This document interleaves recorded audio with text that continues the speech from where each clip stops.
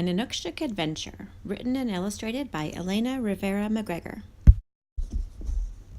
Tauki and Ariak were twin polar bear cubs. They enjoyed playing together and rolling in the snow. One afternoon, the cubs went over a hill to eat the last berries of fall.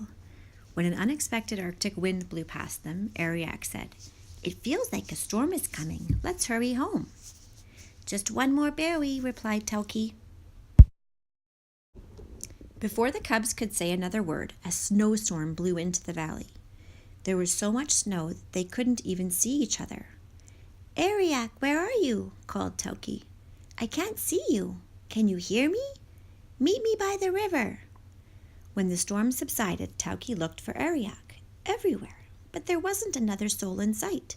He started walking, but wasn't sure which direction the river was. Tauki was lost. In the meantime, not far away was a group of hunters with their sons. They were preparing for a hunting session. The families had followed a directional Inuksuk that pointed to a good place for hunting caribou. After the storm, the younger members of the family joined in to build hunting Inuksuk. These were built to scare the caribou into a stampede and direct them to a hunting ground. Hunters must save as much food as possible to survive the cold winter. Amaruk was the youngest of 3 brothers. He was too young to go hunting. "When you are older, like your brothers, you will be able to join us," his father would say. In the eyes of his family, Amaruk never seemed old enough, even though he had watched his brothers hunt all his life. "But I am old enough," he'd say. "I know what to do." Someday, his brothers would just laugh. Amaruk had great spirit. After the Inuksuk were built, he began heading for home. "I know what to do," he told himself. "I'll show them. I'll go alone."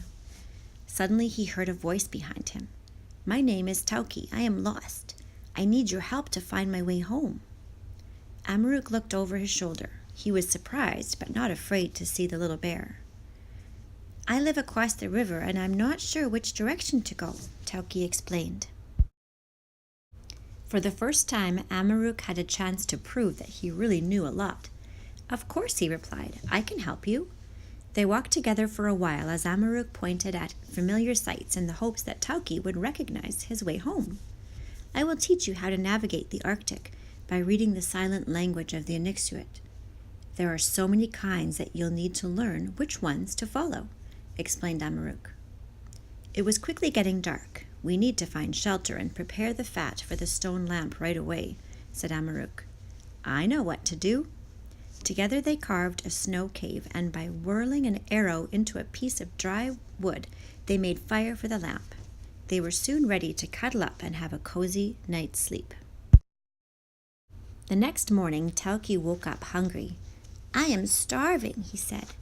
Amaruk replied, "I know what to do." So he took Tauki to an Inuksuk not far from the edge of a lake and said, "This Inuksuk indicates how far from the shore we can find fish." "We will find a kayak to paddle into the lake," said Amaruk. The kayaks were found held by 2 post-like Inuksuk. The 2 friends paddled across the lake and encountered bountiful fish. Amaruk prepared a feast. After a good meal, they were ready to continue their trip across the valley. Tauki pointed to an Inuksuk at the top of the hill. "Is that my way home?" he asked. "No," said Amaruk. "That Inuksuk points to a storage of food. It is high enough that it won't be covered in snow during the winter." "How much farther?" said Tauki anxiously. Amaruk stood tall and held the little bear's hand. "I know what to do," he said. "We must climb to the top of the mountain and find the Inuksuk that has legs. We'll look through the opening and line it up with the next Inuksuk. If you follow them one by one, they will guide you home." When they got to the top of the mountain, the view was breathtaking. "Meitsiak," said Amaruk. He looked at Tauki's curious eyes and said, "It means wonderful in Inuktitut." Tauki looked at Amaruk, smiled, and said with excitement, "I know now what to do. I can find my way home. Before we say goodbye, let's build an Inuksuk to celebrate our friendship." They quickly gathered a few rocks and started building. "Meitsiak," said Tauki. "I'll never forget this Inuksuk." It was finally time for the travelers to go their separate ways. Amaruk headed home proud of his accomplishment. He felt confident knowing that he could survive a storm and navigate the Arctic on his own. Tauki followed one Inuksuk after the other across the valley. Before long, he could see his mother and brother in the distance. Tauki took a deep breath and ran as fast as he could toward them. "Mom, Ariak, I am safe," he yelled.